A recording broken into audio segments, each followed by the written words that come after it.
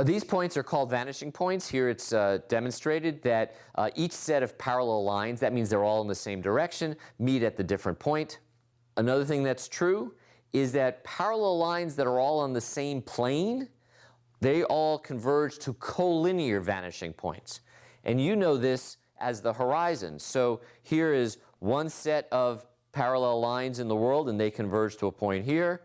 This is another set of parallel lines, and they converge to a point there. If I had parallel lines going away from the camera, they would converge like this.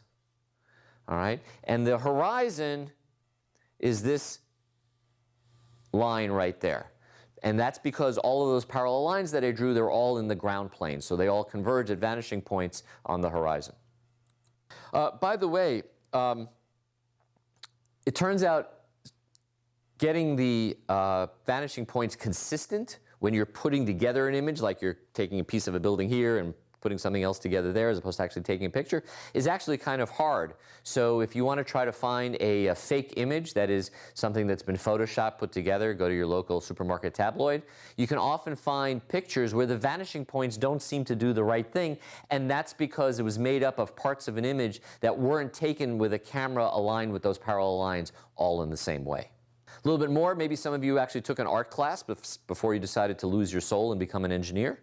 And maybe they taught you about three-point perspective. Well, and here's a drawing of three-point perspective. And basically what they're talking about is if I've got a cube in the air, that defines three sets of parallel lines, like the left face, the right face, and then underneath. And you can see that drawn here. And that's where it comes from, is that parallel lines converge to different vanishing points. Here's another example. I think this is a Zisserman product, I'm not sure. So just a really quaint old building, and there's vanishing point from the right, from the parallel lines there, another vanishing point on the left, and without talking about others, you can see where the horizon is, okay, right across there. That's where all the lines, for example, on the ground would converge.